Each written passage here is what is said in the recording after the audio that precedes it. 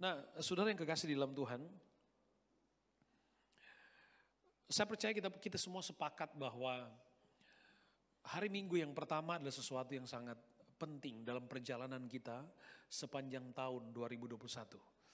Ibadah pertama, doa yang pertama, ya, itu menjadi sesuatu yang penting untuk mengawali. Sebab kita semua sepakat bahwa mengawali sesuatu dengan baik itu akan memberikan pengaruh yang sangat kuat untuk kita melalui perjalanan panjang di tahun 2021. Oke, saudara, kita akan melihat ayat tema pelayanan kita pada tahun 2021. Pada tahun 2020, the Lord will be our everlasting light. Dan kemudian kita melalui tahun 2020, dan kita nggak tahu apa nanti yang akan terjadi di tahun 2021. Ya, ini masih menjadi sebuah misteri buat kita semua. Tetapi Tuhan meletakkan di hati saya untuk kita mengerti, untuk kita menghidupkan, membangkitkan, menggairahkan kehidupan rohani kita. Sehingga saya mengambil ayat tema kita pada tahun ini, Efesus pasal yang ketiga, ayat yang ke-16. Efesus pasal yang ketiga, ayatnya yang ke-16. Aku berdoa supaya Ia, menurut kekayaan kemuliaannya, menguatkan dan meneguhkan kamu oleh rohnya di dalam batinmu. Saya menggarisbawahi kata kalimat yang terakhir, oleh rohnya di dalam batinmu. Saya suka bagian ini. Sehingga saudara, kita bisa mendapatkan tema utama dari pelayanan kita sepanjang tahun 2021. Roh Kudus di dalam kita menjadi kekuatan dalam pelayanan. Roh Kudus di dalam kita menjadi kekuatan dalam pelayanan. Roh Kudus di dalam kita menjadi kekuatan dalam keluarga. Roh Kudus di dalam kita menjadi kekuatan dalam pekerjaan. Roh Kudus di dalam kita menjadi kekuatan dalam studi. Roh Kudus di dalam kita menjadi kekuatan di dalam semua aspek di hidup kita. Roh Kudus untuk kita semua di dalam semuanya. Lalu kenapa saudaraku yang kekasih ini menjadi tema pelayanan buat kita? Sebab saya percaya bahwa tahun ini, tahun 2021, dunia masih belum selesai dengan persoalan pandemi. Dunia masih belum selesai dengan gejolak sosial yang terjadi di mana-mana yang berdampak di semua aspek di sektor kehidupan manusia di dalam segala hal. Sehingga saudaraku yang kekasih, hal yang terpenting buat kita hari-hari ini adalah bahwa sesungguhnya manusia hari ini membutuhkan kekuatan. Amin saudara, manusia membutuhkan kekuatan. Dan sebagai orang yang percaya kepada Tuhan, maka kita sadar bahwa sumber kekuatan kita hanyalah Roh Kudus. Sumber kekuatan kita hanyalah Roh Kudus. Dan Roh Kuduslah yang berkarya di dalam hidup saya dan saudara. Roh Kudus ada di dalam diri kita. Roh Kudus berdiam di dalam diri kita. Roh Kudus bekerja di dalam diri kita, saudara. Dan kenapa saya katakan penting buat kita, saudara, untuk menghidupkan semangat rohani. Karena di dalam diri kita ada roh Allah. Di dalam diri kita ada pribadi Allah sendiri. Bukankah Alkitab katakan bahwa tubuhmu adalah bait Allah, di mana roh Allah berdiam di dalam kamu. Saya tidak akan bicara pada konteks itu, tapi saudaraku yang kekasih, kita harus mengerti bahwa di dalam, kita akan lihat itu nanti kemudian. Nah, untuk itu saudaraku yang kekasih, di tengah kebutuhan ini saudara, kekuatan. Kenapa? Karena seluruh dunia, saya katakan tadi, seluruh dunia masih sedang berhadapan dengan persoalan kehidupan manusia yang tidak pernah selesai, yang belum selesai. Dunia semakin tua, saudara ya. Akhir zaman, Alkitab selalu menunjuk bahwa apa yang kita lihat hari ini, itu semua menunjuk kepada semakin dekatnya kedatangan Tuhan Yesus Kristus. Kita lihat di dalam Kisah Rasul pasal yang kedua. Saya ingin mengawali kita dengan Kisah Rasul pasal yang kedua. Ayat yang ke-16 sampai ayat yang ke-18. Kisah Rasul pasal 2, 16 sampai ayat 18. Kalau saudara membaca keseluruhan dari pasal ini, pasal 2 Kisah Rasul adalah sebuah pasal yang menceritakan tentang pengalaman Pentekost. Ya, pengalaman Pentakosta. Roh Kudus dicurahkan pada hari Pentakosta. Kemudian 120 murid Tuhan dipenuhkan dengan Roh Kudus. Kemudian rasul-rasul itu kemudian melayani Tuhan. Tanda-tanda heran, mujizat, perkara-perkara ajaib menyertai pelayanan para rasul-rasul. Sehingga Kisah Rasul pasal 2 menjadi peristiwa yang dikenal dengan hari kelahiran gereja. Hari kelahiran gereja.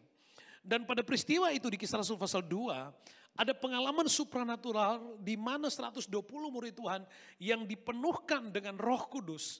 Kemudian mereka bisa berkata-kata di dalam banyak bahasa. Namun saudaraku yang kasih, sekalipun pengalaman itu sebuah pengalaman yang sangat besar saudara.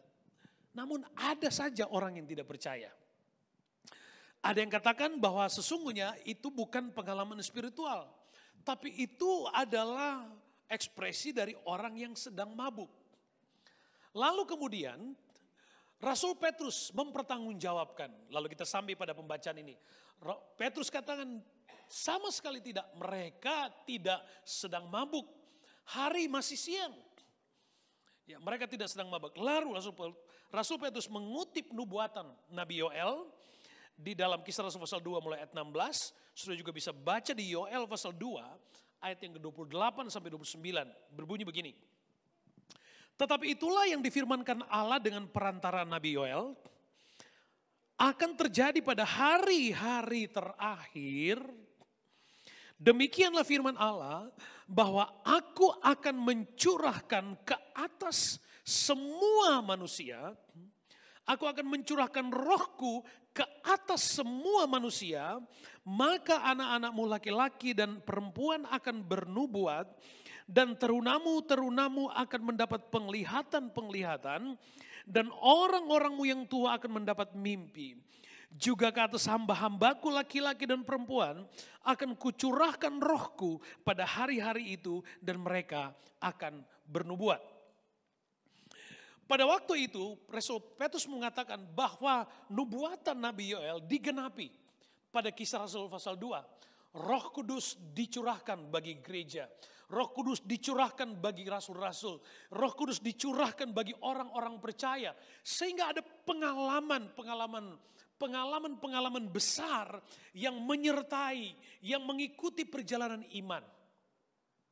Dan saya percaya saudaraku yang kasih, kalau saudara juga kita belajar di kitab Yehezkiel tentang nubuatan, bagaimana Roh Kudus akan bekerja, bahkan semakin besar di akhir zaman. Semakin besar di akhir zaman. Kalau sampai pada zaman Kisah Rasul pasal 2, dikatakan pada hari-hari terakhir, Roh Kudus akan dicurahkan.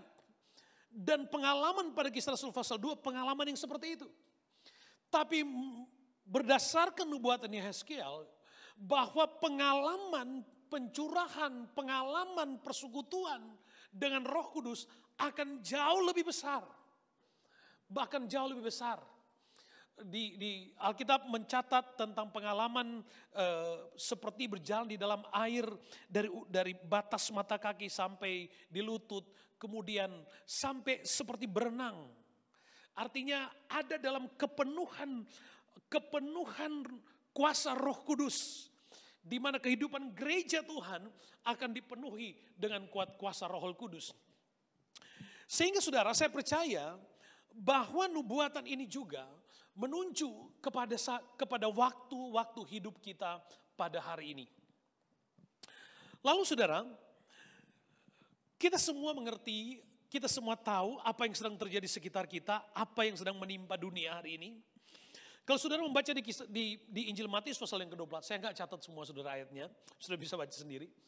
Injil Matius pasal 24, di sana berbicara tentang tanda-tanda yang akan mendahului kedatangan Tuhan. Alkitab memang tidak secara nyata jelas mengatakan bahwa Yesus akan datang kembali pada tanggal sekian, bulan sekian, tahun sekian, tidak. Kalau ada yang mengatakan Tuhan Yesus datang pada tanggal sekian, bulan sekian, tahun sekian, jangan dipercaya. Ya, itu nggak ada dasar Alkitab itu. Nggak benar tuh. Ya. Tetapi Yesus katakan tanda-tanda ini akan mendahului kedatangan Tuhan. Apa itu saudara? Ya, saudara baca di Matius pasal 24. Yang akan terjadi adalah antara lain akan ada peristiwa-peristiwa alam yang besar. Akan ada bencana, akan ada perang, akan ada penyakit dan banyak peristiwa-peristiwa lain. Lalu merujuk kepada Matius pasal 24, maka kita percaya bahwa semua yang ditulis dalam kitab Matius pasal 24 itu sedang terjadi, sangat dekat dengan kita. Dunia sekarang sedang mengalami pandemi. Dan saudara percaya atau tidak, ini pun telah menjadi tanda akan kedatangan Tuhan Yesus yang sudah semakin dekat. Nah, kalau kemudian orang percaya atau kalau kemudian orang takut dalam tanda petik menghadapi pandemi hari ini, ada orang benar-benar nggak mau keluar rumah, nggak macam-macam, saudara. Saudara alami kan waktu kita baru masuk pandemi, kira-kira bulan Maret yang lalu, semua mau gimana nih dunia, kayak apa nih dunia, ya mau beli roti aja mikir, saudara ya, sampai ada yang mandi berapa kali sehari, saudara ya, ganti baju berapa kali sehari gitu kan. Saya kalau isi bensin aja harus pakai apa lagi, di wipe lagi semua saudara, supaya bersih. Nah, rasa takut yang ditimbulkan oleh pandemi ini secara tidak langsung itu mengkonfirmasi bahwa sebenarnya manusia percaya akan nubuatan firman Allah bahwa akan terjadi pada akhir zaman. Pada hari-hari terakhir akan terjadi peristiwa-peristiwa seperti yang kita alami hari ini. Nah, lepas dari pengalaman-pengalaman seperti itu, termasuk perang dan lain-lain yang kita di sini oke, Australia aman ya, di Brisbane kita bebas, di Indonesia serba sangat terbatas saudara. Ada banyak situasi yang kita tidak alami karena tidak secara langsung kita rasakan, tapi di negara-negara tertentu mereka benar-benar sedang kesulitan. Indonesia bahkan sedang kesulitan. Kita doakan juga Indonesia supaya tetap Indonesia akan tetap kemudian bisa dipulihkan oleh Tuhan. Nah, poin saya adalah kalau nubuatan firman Allah tentang peristiwa-peristiwa dan tanda-tanda alam yang akan terjadi mengawali kedatangan Tuhan Yesus itu sedang terjadi, maka saya percaya juga bahwa nubuatan tentang pencurahan Roh Kudus di akhir zaman pun sedang terjadi. Sedang terjadi. Dan hanya bersama dengan Tuhan, di dalam Tuhan, maka kita akan mampu survive di tengah persoalan kehidupan yang sedang melanda seluruh dunia. Enggak ada harapan lain selain di dalam Tuhan. Makanya tahun 2021 kita memilih tentang bagaimana karya Roh Kudus bermanifestasi di dalam diri kita. Bagaimana Roh Kudus yang ada di dalam diri saudara itu menjadi kekuatan, menjadi daya rohani untuk kita. Untuk apa? Roh Kudus tidak hanya bicara tentang kekuatan dalam pelayanan. Roh Kudus juga bicara tentang kekuatan dalam kehidupan keluargamu. Roh Kudus juga akan menjadi kekuatan dalam pekerjaanmu, bisnis, studi, dan semua aspek kehidupanmu. Roh Kudus ada menjadi daya rohani bagi kita semua. Sehingga di akhir zaman ini apapun boleh terjadi. Bagi saya saudara, ketika dunia sedang mengalami apa yang sudah dinubuatkan jauh oleh firman Tuhan, bahwa akan terjadi peristiwa-peristiwa yang luar biasa. Maka sekali lagi, pada hari-hari ini juga Roh Kudus, pengalaman dengan Roh Kudus sedang melawat begitu banyak bangsa. Saudara kalau dengar kesaksian di negara-negara tertentu, sudah di daerah Timur Tengah. Bagaimana Roh Kudus melawat orang-orang yang tadinya belum percaya Tuhan. Mereka tiba-tiba bahkan bisa mengalami pengalaman fisik yang real dengan Tuhan. Ada gelombang pertobatan yang besar yang sedang terjadi di belahan dunia yang lain. Nubuatan tentang pencurahan Roh Allah di akhir zaman sedang terjadi. Sedang terjadi. Sehingga saya ingin mengajak kita semua, Jemaat El Gibor Gold Coast, Jemaat GPD Brisbane, untuk paham, untuk mengerti bahwa kita memiliki kesempatan.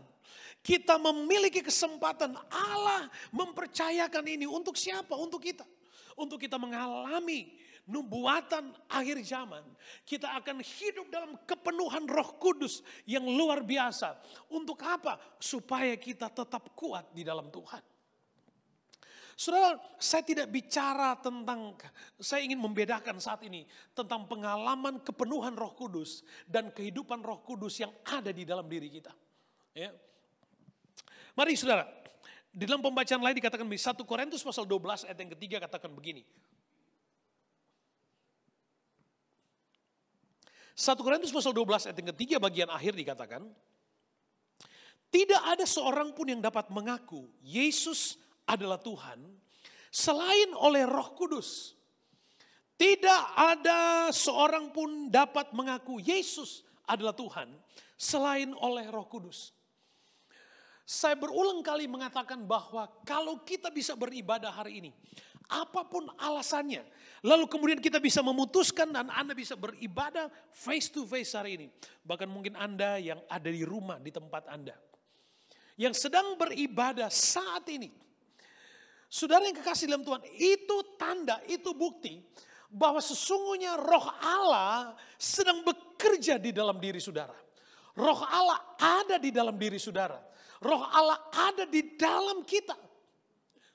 Kalau kita kemudian masih bisa memuji Tuhan, masih bisa menyanyi, menaikkan sembah kita kepada Tuhan, bahwa sesungguhnya itu bukti bahwa Roh Allah bekerja di dalam diri kita. Alkitab katakan tidak ada orang yang akan mengaku Yesus sebagai Tuhan kalau itu bukan karena Roh Kudus. Jadi saya ingin katakan kepada saudara, di dalam diri saudara, di dalam diri saudara ada Roh Allah yang sedang berkarya, bekerja dalam hidup saudara. Pada waktu, pada titik tertentu kita akan sampai, sudah akan sampai pada pengalaman kepenuhan Roh Kudus untuk menerima karunia-karunia Roh Kudus. Tapi sesungguhnya Roh Kudus itu ada di dalam diri saudara, ada di dalam diri saya. Roh Kuduslah yang memberikan saya kemampuan, Roh Kudus yang memilih saya untuk saya bisa menyampaikan firman buat saudara. Roh Kudus yang memilih saudara, yang membawa saudara duduk dengar firman Tuhan, memuji menyembah Tuhan. Itu pekerjaan Roh Kudus. Itu karya Roh Kudus di dalam hidup kita.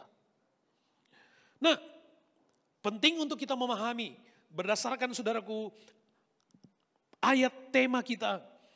Aku berdoa supaya ia menurut kekayaan kemuliaannya menguatkan dan meneguhkan kamu oleh Rohnya di dalam batinmu. Oleh Rohnya di dalam batin. Roh Kudus diam di dalam batin kita. Salah satu arti dari batin itu, batin kita adalah sesuatu yang ada di dalam hati kita. Ya, ada di dalam hati kita, manusia rohani kita. Ya, itu maksudnya. Roh Kudus tinggal di dalam kita, di dalam hati kita, menguasai kita, menjadi manusia rohani kita, ada di dalam diri kita. Nah, saudara, ketika kita sadar bahwa Roh Tuhan ada di dalam diri kita, Roh Tuhan yang memimpin kita untuk kita bisa mengenal Tuhan, memuji Tuhan, mengakui Yesus sebagai Tuhan dan Juru Selamat, maka Roh Allah yang ada di dalam diri saudara. Yang pertama pekerjaannya adalah menjadikan kita anak Allah. Roma pasal yang ke-8 ayat yang ke-15 dan 16. Sebab kamu tidak menerima roh perbudakan yang membuat kamu menjadi takut lagi. Tapi kamu telah menerima roh yang menjadikan kamu anak Allah. Oleh roh itu kita berseru, ya Aba, ya Bapa.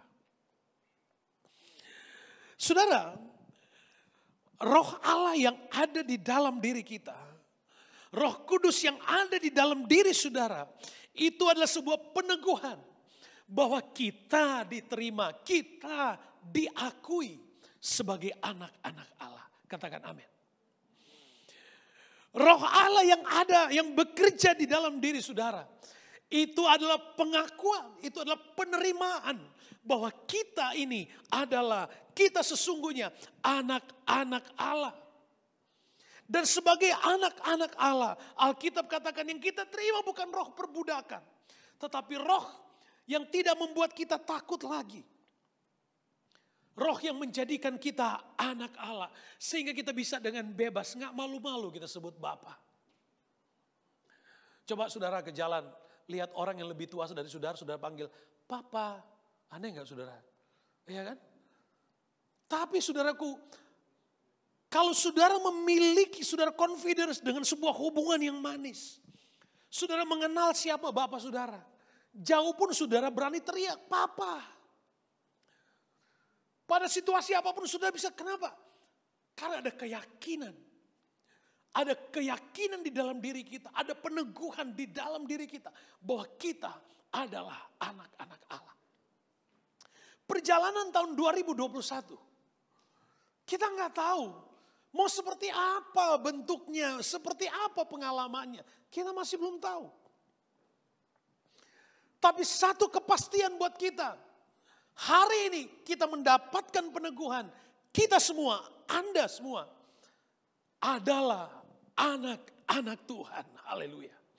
Kita dengan bebas bisa berseru, Aba ya Bapa. Kita bisa bebas berseru Tuhan. Karena ada roh Allah yang berdiam di dalam diri kita. Katakan amin saudara. Bagian yang kedua. Roh Allah yang berdiam di dalam batin kita. Yang kedua. 1 Yohanes pasal 4 ayat yang keempat B. 1 Yohanes pasal 4 ayat yang keempat B. Alkitab katakan begini. Sebab roh yang ada di dalam kamu. Haleluya. Roh yang ada di dalam kamu. Roh yang ada di dalam saya. Di dalam kamu. Lebih besar daripada roh yang ada di dalam dunia ini. Haleluya. Begitu banyak spirit yang bekerja di dunia ini. Ada begitu banyak spirit datang dalam bentuk paket dan rupa macam-macam saudara. Dalam bentuk modernisme, ya sekularisme, dan macam-macam lagi saudara. Ada begitu banyak spirit di dunia ini. Kalau saudara melihat betapa besarnya pengaruh dari sesuatu isu yang sedang melanda dunia. Katakanlah pandemi, sekali lagi pandemi. Tapi saudara, apapun spirit di balik dari pandemi ini, saya ingin katakan kepada saudara, roh yang ada di dalam Anda, roh yang ada di dalam kita, jauh lebih besar, jauh lebih besar, jauh lebih besar.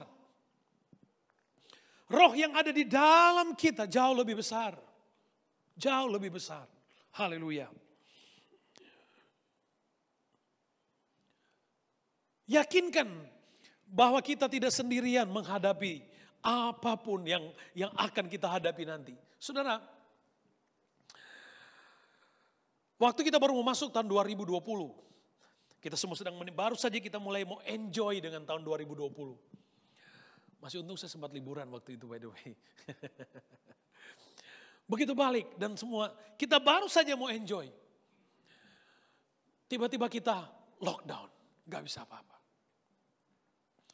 2021, jangan dulu bilang kita sudah bebas, jangan dulu. Saya pernah katakan, awal pandemi saya pernah katakan itu baru trial.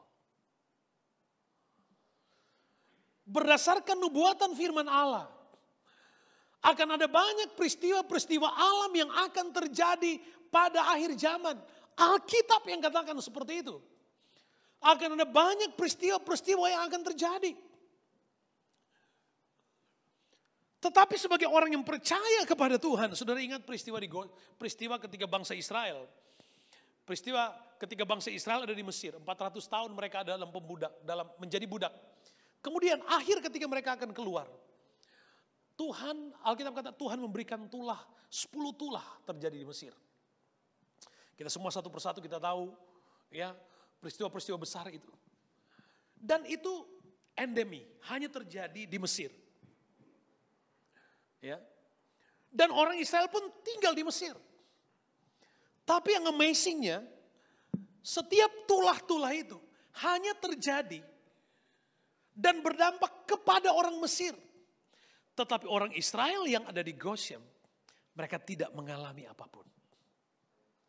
Mereka tidak mengalami apapun. Kenapa? Kenapa? Karena mereka adalah anak-anak Allah. Karena mereka adalah anak-anak Tuhan. Karena roh yang ada di dalam mereka lebih besar daripada roh apapun di dunia ini. Saya percaya kita pun gereja Tuhan pasti ada dalam perlindungan Allah. Alkitab menceritakan sekalipun ribuan yang di kiri kanan kita yang mati. Tapi kita akan tetap memandang Allah dalam kebebasan dan kemenangan. Kenapa? Karena ada roh Allah yang bekerja di dalam hidup saudara. Ada roh Allah yang menjamin di dalam diri kita ada kekuatan Allah yang besar. Awali tahun 2021 dengan keyakinan yang kokoh. Dengan kepercayaan penuh di dalam diri saya ada roh Allah. Kalau anak disakiti, bapak gak mungkin diam. Amin. Haleluya.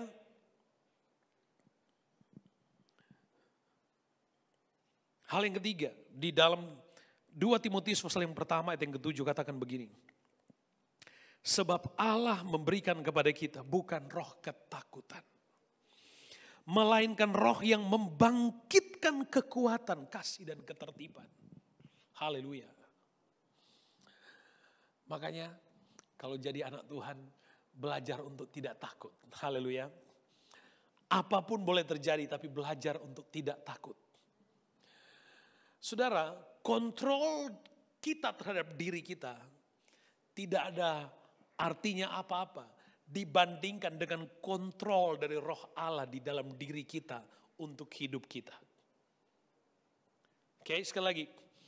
Kontrol diri kita untuk kita sendiri tidak sebanding, tidak ada artinya apa-apa dibandingkan dengan kontrol dari roh Allah yang ada di dalam diri kita untuk diri kita. Karena kita adalah anak-anak Allah. Makanya belajar jalan. Aku tidak khawatir. Burung di udara dia pelihara. Aku tidak khawatir. Bunga di padang dia hiasi. Aku tidak khawatir. Apa yang ku makan, minum, pakai, aku tidak khawatir. Oh haleluya, Bapa di sorga pelihara kita, amin. Karena di dalam diri kita ada roh Allah. Ada roh Allah. Haleluya. Alkitab katakan yang ada di dalam diri kita adalah roh yang membangkitkan kekuatan. Membangkitkan kekuatan. Tema pelayanan kita adalah Roh Kudus di dalam kita menjadi kekuatan dalam pelayanan. Roh Kudus di dalam kita adalah kekuatan dalam keluarga.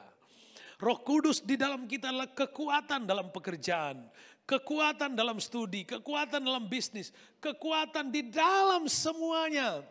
Kalau ada roh Allah di dalam diri kita, haleluya. Siapakah yang sanggup melawan kita, kata Alkitab?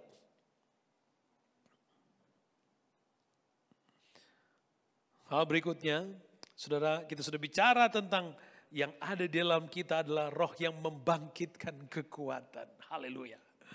Membangkitkan kekuatan.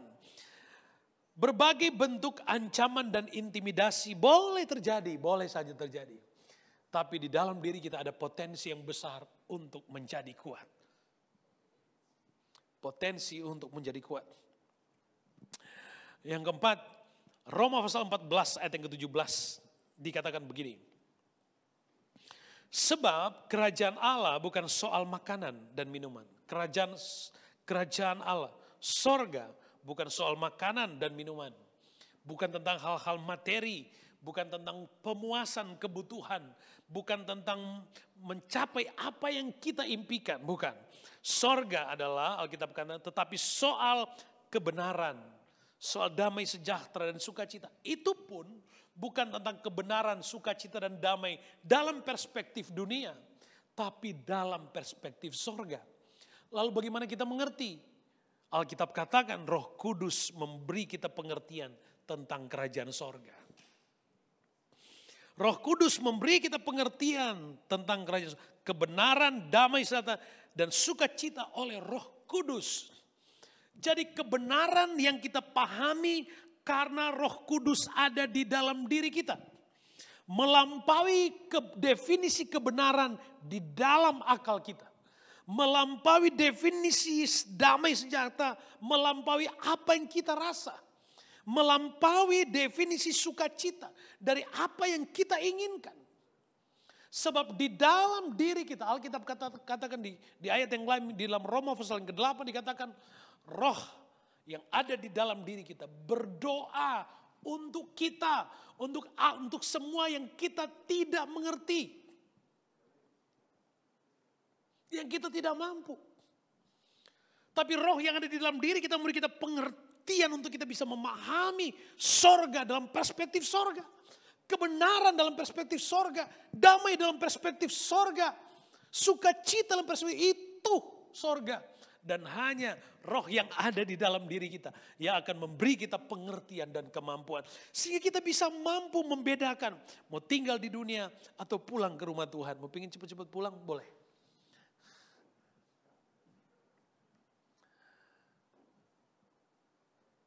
Roh Kudus akan memberikan, saudaraku yang kekasih di dalam Tuhan. Saya mendengar kesaksian ada beberapa hamba Tuhan yang harus diakui mereka meninggal karena COVID. Harus diakui. Tapi saya mendengar kesaksian dari teman bagaimana ada seorang hamba Tuhan yang kemudian meninggal karena COVID. Tapi di detik-detik dia terakhir dia nggak bisa handle, dia hanya menyembah Tuhan. Menyembah Tuhan sampai akhir hidupnya. Aduh. Bahagianya saudara, ya mau mati dalam penyembahan.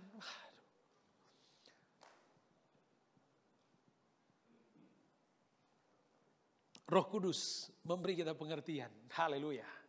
Roh Kudus memberikan kita kekuatan. Gereja kita harus bertumbuh dalam pengertian tentang bagaimana manifestasi dari kuasa Roh Kudus di dalam kita.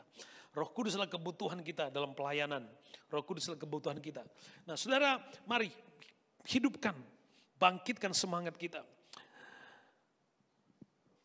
Roma pasal 5 ayat yang kelima. Roma pasal 5 ayat yang kelima dikatakan, dan pengharapan tidak mengecewakan.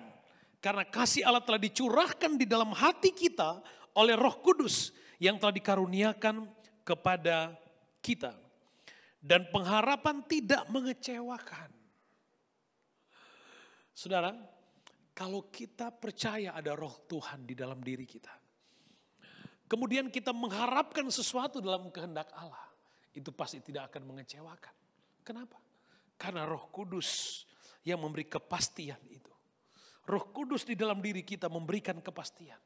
Di dalam Tuhan kita bisa menikmati secara real apa yang kita harapkan di dalam Tuhan.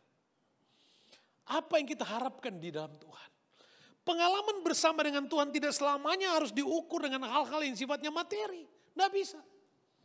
Sebab karya dan manifestasi Roh Kudus jauh lebih besar dari sekedar terpenuhinya kebutuhan materi kita.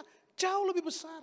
Kalau ukuran berkat kita masih terbatas pada hal-hal yang seperti itu, sesungguhnya kita anak Allah, tapi kita masih kecil, masih harus bertumbuh semakin dewasa. Bertumbuh semakin dewasa.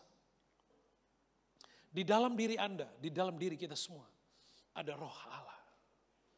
Ada roh Tuhan. Ada roh kudusnya. Mari 2021. Ini bukan saja tentang pelayanan. Ini bukan saja tentang gereja. Ini juga tentang keluargamu. Ini juga tentang pekerjaanmu. Ini juga tentang bisnismu. Tentang studimu. Tentang doa-doamu. Roh Kudus. Roh Kudus memberi kita kekuatan, kemampuan, meneguhkan kita. Mari kita bangkit berdiri bersama.